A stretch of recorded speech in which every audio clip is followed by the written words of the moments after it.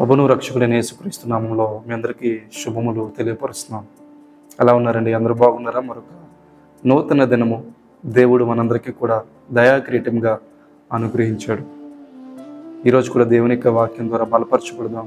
ఆయన వాక్యములో మనము మరింతగా లోతుగా స్థిరపరచబడి బలపరచబడదాం. చిన్న ప్రార్థన. పరిశుద్ధులా నీకు వందనాలు. ఈ దినము నీ ప్రజలతో మీరు మాట్లాడి నీ నామానికి ప్రియ క్రీస్తు యేసు ప్రభువా, తండ్రి అనే దేవ మహిమ తెచ్చుకోండి. నీ ప్రజలను నీ మార్గాల్లో స్థిరపరచుటకు నీ వాక్యమును వెల్లడి చేయండి. నీ కార్యములు జరిగించుకోమని యేసుక్రీస్తు నామములో ప్రార్థించి అడిగి వేడుకొనుచున్నాము తండ్రి, ఆమేన్. ప్రభు యొక్క కృపను బట్టి మరొకసారి వాక్యం వినడానికి దేవుడు మనకి సహాయము చేస్తూ ఉన్నాడు.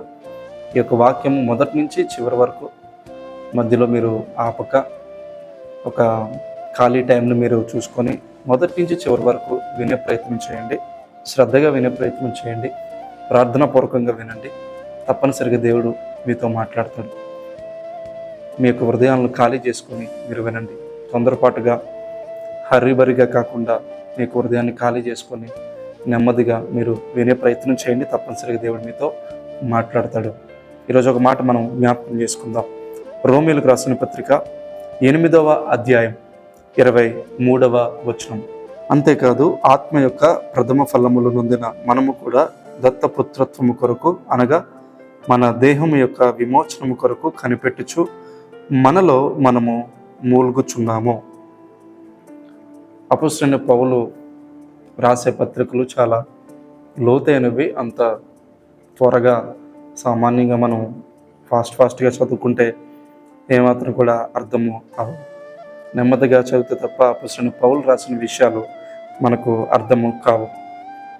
ఇక్కడ మనం చూసినప్పుడు ఆత్మ యొక్క ప్రథమ ఫలములు నొందిన మనము కూడా దత్తపుత్రత్వము కొరకు అనే మాటను ఇక్కడ పౌలు మాట్లాడుతూ ఉన్నాడు. దేవుని ప్రజలుగా మనం ప్రభు దగ్గరికి వచ్చిన తర్వాత మన పాపాలు ఆయన రక్తం చేత ఆయన కడిగిన తరువాత దేవుని యొక్క ఆత్మ, అనగా ఆత్మదేవుడు మన యొక్క హృదయంలోనికి వస్తాడు, అనగా మనలోనికి వస్తాడు. సో దానినే ఇక్కడ ఆత్మ యొక్క ప్రథమ ఫలములు పొందిన మనము అనే మాట మాట్లాడుతున్నాడు. ఎవరెవరైతే దేవుని ప్రజలై ఉన్నారో, రక్షించబడి మారు మనసు పొంది బాప్తిజం పొందిన వారందరూ కూడా దేవుని యొక్క ఆత్మచేత వారు నింపబడిన వారుగా వారు ఉన్నారు.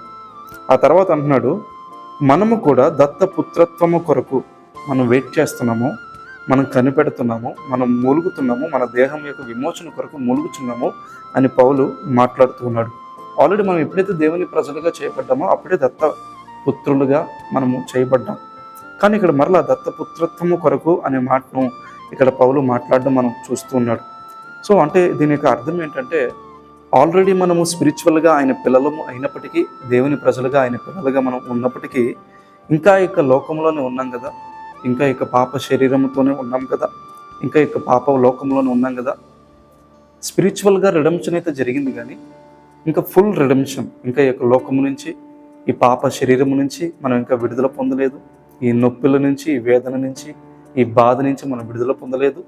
ప్రకటన గ్రంథంలో చెప్పినట్లుగా అక్కడ ఆకలి లేదు, దప్పిక లేదు, ఏ బాధ, ఏ వేదన, ఏ రోగము, ఏ మరణము అక్కడ ఉండదు, ఉండబోదని ప్రకటన గ్రంథంలో సెలవిచ్చినట్లుగా మనము చూస్తూ ఉన్నాం. కాబట్టి అంటే ఒక ఫుల్ రిడెంప్షన్ కోసం, సంపూర్ణ విమోచన కోసము అన్నాడు పౌలు మరియు సంఘము వారు ఏం చేస్తున్నారంటే ఎదురు చూస్తున్నారు. దేవుని ప్రజలుగా, దేవుని బిడ్డలుగా మహిమ శరీరముతో, మహిమ రాజ్యములో, మహిమ రాజుతో, మహిమ కలిగిన మహారాజుతో, మన రక్షకుడైన మన ప్రభువైన యేసుక్రీస్తుతో, మన తండ్రి అయిన దేవునితో సహవాసం చేయుటకు, పరిశుద్ధాత్మ దేవునితో సహవాసం చేయుటకు అన్నాడు పౌలు మరియు ఆ యొక్క సంఘము వారు ఎదురు చూస్తూ కనిపెడుతూ ఉన్నారు. ఈనాడు మనము కూడా అటువంటి ఎదురు చూసే మనసు, కనిపెట్టే మనసు మనం కూడా కలిగి ఉండాలి. ఈ దేహం యొక్క విమోచన కొరకు కనిపెట్టుచు మనలో మనము మూలుగుచున్నాము అనే మాట పౌలు మాట్లాడుతున్నాడు. అంటే వారందరూ మూలుగుతున్నారంట. అంటే దేని కొరకంటే ఈ యొక్క పాప దేహము, ఈ పాప లోకము, ఈ యొక్క పాప పరిస్థితులు, ఇవన్నిటిని విడిచిపెట్టి ప్రభు రాజ్యంలో ఉండటము శ్రేష్టము. ఈ నూతన ఆకాశం, నూతన భూమి, ఆ ప్రభు రాకడ, ఆ ప్రభు యొక్క 1000 ఏండ్ల పరిపాలన, దానికోసం నేను కనిపెడుతున్నాను అని పౌలు మరియు ఆనాటి ఆదిమ సంఘము వారు అటువంటి ఆశ, అటువంటి తృష్ణ కలిగి ఉన్నారు. ఈనాడు ఇటువంటి ఆశ ఎంతమంది కలిగి ఉన్నారంటే సంఘంలో ఒక్క 10% మంది కూడా ఇటువంటి ఆశ కలిగిన వారు బహుశా ఉండరేమో. అనేక సంఘాల్లో మనం చూసినప్పుడు కేవలం భౌతిక సంబంధమైన ఆశీర్వాదాల కోసము, కేవలం వాటి కోసమే చాలామంది ప్రాకులాడుతూ ఉన్నారు. వీటి మీద ఏ మాత్రం కూడా వారికి ఆశ లేని వారికి ఉన్నారు. అయితే భౌతిక సంబంధమైన ఆశీర్వాదాలు దేవుడు ఇవ్వడని కాదు, మనం వాటిని అడగకూడదని కాదు, కానీ మొదట ఆయన నీతిని, మొదట ఆయన రాజ్యమును మనము వెతికేవారిగా మనము ఉండాలి. ఎప్పుడైతే ఈ యొక్క సత్యాన్ని మనం గ్రహించి ఆ రీతిగా మనం నడుచుకుంటామో దేవుడు యుహమందును పరమందును, యుహమందు 100 రెట్లు, పరమందు నిత్య జీవము మనకు అనుగ్రహిస్తాడు. ఇక లోకంలో శ్రమలు, ఈ యొక్క పరిస్థితులు కూడా మనం కలిగి ఉంటాం, కానీ వాటన్నిటి మీద మనకి దేవుడు కృపనిస్తాడు.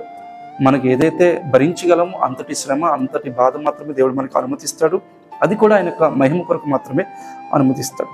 కాబట్టి ప్రియ సంగమ, మనం చూసినప్పుడు ఆనాడు వారు దేహం యొక్క విమోచన కొరకు పౌలు మరియు సంఘము వారు మూలుగుచున్నట్లుగా మనము చూస్తూ ఉన్నాం. ఒక అద్భుతమైన మాట దేవుని యొక్క వాక్యంలో ఉంది.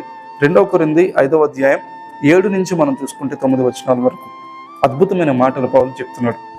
ఇటువంటి మాటలు బహుశా ఎవరు పలకలేరేమో. బహుశా ఎటువంటి విశ్వాసి అయినా ఒకవేళ పలికితే నిజంగా వారు నిజంగా ధన్యులు. ఎంత యొక్క మెచ్యూరిటీతో పౌలు ఈ మాటలు పలుకుతున్నాడో చూడండి. 2 కొరింథీ 5వ అధ్యాయం 7 నుంచి 9 వచనాలు. గనుక ఈ దేహములో నివసించుచున్నంత కాలము ప్రభువునకు దూరముగా ఉన్నామని ఎరిగి ఉండి, ప్రభువునకు దూరంగా ఉన్నాం, ఈ దేహంలో నివసించేంత కాలం ప్రభువుకు దూరంగా ఉన్నాం, ఎల్లప్పుడూ ధైర్యం గలవారమే ఉన్నాం. అలా ఎరిగి ఉండి ఎల్లప్పుడూ ధైర్యం గలవారమే ఉన్నాం. ఇట్లు ధైర్యము కలిగి ఈ దేహమును విడిచిపెట్టి ప్రభువునొద్ద నివసించుటకు ఇష్టపడుచున్నాము. అంటే దేనికి ఇష్టపడుతున్నాడు పౌలు? ఈ దేహమును విడిచిపెట్టి ప్రభువునొద్ద నివసించుటకు ఇష్టపడుతున్నాము. కావున దేహముందు ఉన్న, దేహమును విడిచిన ఆయనకి ఇష్టమే ఉండవలనని మిగుల అపేక్షించుచున్నాము అనే మాట పౌలు అక్కడ పలకడము, మాట్లాడడము మనము చూస్తూ ఉన్నాం. దేహమందు ఉన్న, దేహమును విడిచిపెట్టిన ఆయనకి ఇష్టమే ఉండాలని, ఆయన రాజ్యంలో ఉండాలని, ఆయనతో కూడా ఉండాలని ఇష్టపడుతున్నామని చెప్పి పౌలు నొక్కి వక్కానించి చెప్తా ఉన్నాడు. ఫిలిప్పీయులకు రాసిన పత్రికలో 3వ అధ్యాయంలో 20వ వచనంలో మనం చూసినప్పుడు, we eagerly wait for the Savior who will transform our lowly body to be like his glorious body. We are eagerly wait for the Savior. We eagerly wait for the Savior. We are waiting for our Savior. మా రక్షకుడి కోసం ఎదురు చూస్తున్నాము. ఎప్పుడు చెప్పారు ఈ మాట? దాదాపు 2000 సంవత్సరాల క్రితం. ఈనాడు ఒకవేళ క్రైస్తవులకు అడిగితే మీరు మీ యొక్క రక్షకుడి కొరకు ఎదురు చూస్తున్నారంటే లేదు, ఎదురు చూడట్లేదు. I'm waiting for my promotion, I'm waiting for my job, I'm waiting for this, I'm waiting for that, I'm waiting for only this worldly things. Yes, we should wait for those things. అవును, వాటి కోసం మనం ఎదురు చూడాలి, కానీ పరలోక సంబంధమైన వాటి కొరకు ఎదురు చూస్తున్నామా? ప్రప్రథమంగా వాటి కోసం కూడా మనకి హృదయ లోతుల్లో ఆ ఆలోచన ఉందా? ఆ నిరీక్షణ ఉందా? ఆ సంతోషం ఉందా? ఆ ఉత్సాహం ఉందా? ప్రభు రాజ్యం కొరకు, ప్రభు మహిమ కొరకు అసలు ఆసక్తి ఉందా అంటే ప్రశ్నార్థకమే. ఇక్కడ మనం చూసినప్పుడు ఫిలిప్పీ 3వ అధ్యాయం 20వ వచనం మనం చూసినప్పుడు తెలుగు వెర్షన్లో, మన పౌరస్థితి పరలోకమందు ఉంది, అక్కడ నుండి ప్రభుని యేసుక్రీస్తు అను రక్షకుని నిమిత్తము కనిపెట్టుకుని ఉన్నాము. ఆ రక్షకుడు కొరకు కనిపెడుతున్నారు. సో మొదట మన రోమా 8:23లో కూడా కనిపెట్టుట, దేహం యొక్క విమోచన కొరకు కనిపెట్టుట అనే మాటను అక్కడ కూడా మనము చూస్తూ ఉన్నాము. కాబట్టి ప్రియ సంగమా, నీవు నేను కూడా ఈ దేహం యొక్క విమోచన కొరకు మనము కనిపెట్టే ఆలోచన, అటువంటి భక్తి, అటువంటి పరసంబంధమైన వాటి కొరకు ఎదురు చూసే భక్తి మనము తప్పనిసరిగా కలిగి ఉండాలి. సో ఇక్కడ మనం చూసినప్పుడు ఆనాడు ఇశ్రాయేలు ప్రజలు కూడా ఐగుప్తులో వారు మూలుగుతూ ఉన్నారు. మేము మూలుగుతున్నాం అన్న మాట రోమా 8:23లో కూడా మనం చూసాం కదా. అదే మాట నిర్గమాకాండంలో మనం చూసినప్పుడు ఇశ్రాయేలు ప్రజలు ఐగుప్తులో ఉన్నప్పుడు మూలుగుతూ ఉన్నారు. ఫరో బాధల చేత, వేదనల చేత, వెట్టి చాకరీ చేత ఆ ఐగుప్తు అనే దేశంలో వారు ఉన్నప్పుడు ఆ బానిస బ్రతుకు చేత మూలుగుతూ ఉన్నారు. ఎందుకు మూలుగుతున్నారంటే, దేవుడు మమ్మల్ని ఎప్పుడు విడుదల చేస్తాడు, ఎప్పుడు ఐగుప్తు నుంచి మేము కనానికి వెళ్తాం, ఎప్పుడు ఎర్ర సముద్రంను దాటుతాము, ఎప్పుడు దేవునితో మేము ప్రయాణం చేస్తాం, ఎప్పుడు సేనాయి కొండ దగ్గరికి వెళ్తాం, ఎప్పుడు కనాన దేశాన్ని చేరుకుంటామని వారు మూలుగుతూ ఉన్నారు. మనం కూడా ఇక లోకము ఐగుప్తు లాంటిది, యొక్క పాప లోకము ఐగుప్తు లాంటిది, ఈ యొక్క పాప శరీరము, ఈ పాప లోకము నుండి మనం కూడా పరలోక సంబంధమైన యొక్క లోకమునకు వెళ్ళడానికి మనం కూడా ఆశ కలిగి ఉండాలి. ఆశ కలిగి ఉండాలి, అటువంటి కోరిక తపన మనము కలిగి ఉండాలి. అదేవిధంగా మన యొక్క జీవితంలో ప్రభు యొక్క పరసంబంధమైన విషయాల పట్ల మనం కనిపెట్టి ఉండాలి, వాటి కొరకు ములుగుతూ ఉండాలి, వాటి కొరకు మనము ఆ యొక్క విమోచన కొరకు మనం ఆసక్తి కలిగి ఎదురు చూస్తూ ఉండాలి.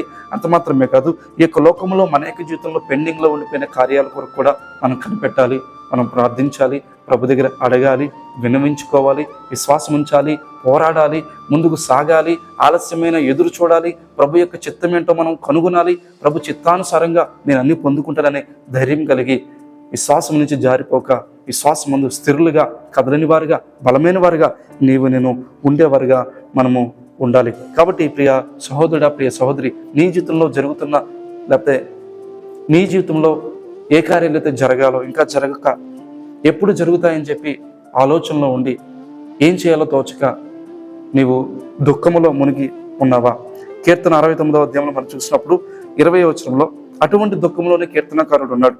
కీర్తన 69వ అధ్యాయం 20వ వచనం, నిందకు నా హృదయము బద్దలాయను, నేను బహుగా కృషించి ఉన్నాను, కరుణించి వారి కొరకు కనిపెట్టుకుంటుని గాని ఎవరునూ లేకపోయిరి, ఓదార్చు వారి కొరకు కనిపెట్టుకుంటుని గాని ఎవరునూ కానరారైరి. అంటే కరుణించే వారి కొరకు కనిపెట్టినా, ఓదార్చే వారి కొరకు కనిపెట్టినా ఎవరు లేకపోయారు, ఎవరు లేరు ఓదార్చేవారు, కనిపెట్టేవారు. ఈరోజు నీవు కూడా ఎన్నో కార్యాల కొరకు కనిపెడుతున్నావు, ఎవరో వస్తారని చెప్పి కనిపెడుతున్నావు, ఎవరో ఏదో చేస్తారని కనిపెడుతున్నావు, నీ జీవితంలో ఏదో జరుగుతుందని చెప్పి కనిపెడుతూ ఉన్నావు తప్ప దేవా నా జీవితంలో ఎప్పుడు కార్యాలు చేస్తావు, నేను ఎన్నో నాళ్ళ నుంచి కనిపెడుతున్నాను, ఎంతో కాలం నుంచి కనిపెడుతున్నాను, ఎప్పుడు నా జీవితంలో కార్యం చేస్తావు. 130వ కీర్తన మనం చూసినప్పుడు ఒక వాగ్దానం మీకు ఇస్తున్నాను. ఈ దినము దేవుడు మనకి ఇస్తున్న వాగ్దానం ఏంటంటే 130వ కీర్తన 6వ వచనం 7వ వచనం, కావలి వారు ఉదయము కొరకు కనిపెట్టుట కంటే ఎక్కువగా నా ప్రాణం ప్రభు కొరకు కనిపెట్టుచున్నది. అలాగైతే వాచ్మెన్స్ ఆ నైట్ డ్యూటీ చేసినప్పుడు ఎప్పుడు తెల్లవారుతుందా అని చెప్పి ఎదురు చూస్తూ కనిపెడుతున్నట్లుగా దేవుని ప్రజలు కూడా మన ప్రభు కొరకు, ఆ రక్షకుడు కొరకు, ఆ క్రీస్తు యేసు కొరకు ఆ విధంగా కనిపెట్టుకోవాలట. అలా కనిపెట్టుకున్నప్పుడు ఏమవుతుందంటే ఇశ్రాయేలు యెహోవా మీద ఆశ పెట్టుకున్నాము. నిజమే, మనం ఆశ పెట్టుకునేవలసింది ఆయన మీద. ఆయన కొరకు కనిపెట్టుకునే వారిలో ఎవరును సిగ్గునందరని దేవుని యొక్క వాక్యము సెలవిస్తూ ఉంది. ఇశ్రాయేలు అనగా దేవుని ప్రజలారా, దేవునితో పోరాటము చేయవారులారా, ప్రార్థనలో పోరాడువారులారా, ఇదిగో యెహోవా మీద ఆశ పెట్టుకోండి, ఉన్నవాడైన ఆయన మీద ఆశ పెట్టుకోండి. యెహోవా యొద్ద కృప దొరుకును. ఆయన దగ్గర ఏం దొరుకుతుందండి? కృప దొరుకును. ఇంకా అక్కడ అంటున్నాడు, ఆయన యొద్ద సంపూర్ణ విమోచన దొరుకును. నీ జీవితంలో ఏ విమోచన కోసం, ఏ గ్రేస్, ఏ కృప కోసం వెతుకుతున్నావో తప్పనిసరిగా దేవుడు అనుగ్రహిస్తాడు. ఈ దేహం యొక్క సంపూర్ణ విమోచన, మన జీవితంలో విమోచన కార్యాలు, మన జీవితంలో కృప, ఏదైతే మనకు అవసరమో సమస్తము సమకూర్చి దేవుడు మనకు అనుగ్రహించేవాడు. కాబట్టి పరసంబంధమైన వాటి కొరకు కనిపెట్టండి. ఇక లోక సంబంధమైన మీకు జీవితంలో ఏ కార్యాలు జరగాలో, దేవుని మహిమ కొరకు అవి కూడా జరగాలని కనిపెట్టండి. తప్పనిసరిగా దేవుడు తన యొక్క సొంత సమయంలో మీ యొక్క జీవితంలో కార్యాలు తప్పకుండా చేస్తాడు. ధైర్యంగా ఉండండి. మీకోసం ప్రార్థన చేస్తాను, మీరు కూడా ప్రార్థనలో ఏకీభించండి. పరిశుద్ధనా మీకు వందనాలు, మీకు స్తోత్రాలు. ఎత్తబడిన దేవుని యొక్క మాటలు బట్టి, నీకు మాటలు బట్టి మీకు స్తోత్రాలు. దేవ, మా యొక్క జీవితంలో ఈ యొక్క లోకము, ఈ యొక్క పాప శరీరము, వీటి యొక్క విమోచన కొరకు మేము మూలుగుతూ ఆ పరసంబంధమైన గొప్ప దేశం కొరకు, నాయన శాశ్వతమైన ఆ యొక్క పరలోకము కొరకు ఎదురు చూసేవారుగా, నీతో నిత్యము నిలిచే ఆ యొక్క సియోను కొరకు ఎదురు చూసేవారుగా మమ్మల్ని అటువంటి అనుభవం, అటువంటి సంతోషం ఈనాడు ఎంతోమందికి లేదు. అటువంటి సంతోషంలోనికి మమ్మల్ని నడిపించండి. అదేవిధంగా ప్రభా, శరీర సంబంధంగా ఈ లోకంలో జీవిస్తూ ఉన్నాం కాబట్టి ఎన్నో అవసరతలు, ఎన్నో అక్కర్లు, ఎన్నో వాటి కొరకు మేము కనిపెడుతూ ఉంటాం. అయితే మొదట నీ నీతిని, నీ యొక్క రాజ్యమును వెతికితే సమస్తమును సమకూరుస్తానంటున్నాం. ఇదిగో కావలి వారు ఆయన కనిపెట్టుకున్నట్టు కంటే ఎక్కువగా మేము నీ కొరకు కనిపెట్టుకున్నప్పుడు, దేవ మా యొక్క జీవితంలో మీ మీద ఆశ పెట్టుకున్నప్పుడు నీ యొద్ద కృప దొరుకుతుంది, విమోచన దొరుకుతుందని యొక్క వాక్యం సెలవిచ్చినట్లుగా నీ ప్రజల జీవితంలో కూడా నీ కృప, నీ విమోచన అనుగ్రహించి మేలు చేసి వారి జీవితంలో ప్రతికూల పరిస్థితులు ఏవైతే ఉన్నాయో, వేటి కొరకైతే కనిపెడుతున్నారో ప్రియ రక్షకుడా, మీరు వారికి జీవితంలో త్వరితముగా నీ కార్యము జరిగించుకొని నీ నామానికి మహిమ తెచ్చుకోమని, వారిని విశ్వాసం స్థిరపరచమని, వారి యొక్క ప్రభావ సందేహాలు, వారి ప్రశ్నలు, వారి యొక్క అనుమానాలు తొలగించమని, వారిని విశ్వాసంలో బలపరచమని ఇక నామంలో వేడుకుంటూ ఈరోజంతా వారికి మీరు తోడుగా ఉండి నీ ఆత్మ, నీ బలము, నీ శక్తి సంపూర్ణముగా అనుగ్రహించి వారికి, వారి కుటుంబానికి భద్రత అనుగ్రహించమని యేసుక్రీస్తు ప్రశస్త పరిశుద్ధ పుణ్య నామములో ప్రార్థించి అడిగి వేడుకొనిచున్నాము తండ్రి. ఆమేన్.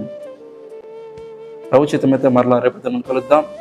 మన ఛానల్ సబ్స్క్రైబ్ చేసుకోకపోతే సబ్స్క్రైబ్ చేయండి, ఇతరులకు షేర్ చేయండి, లైక్ చేయండి, కింద కమెంట్ చేయండి. మరలా రేపు దినం మనం కలుద్దాం. అంతవరకు ప్రభు కృప మీకు తోడే ఉండగా. God bless you.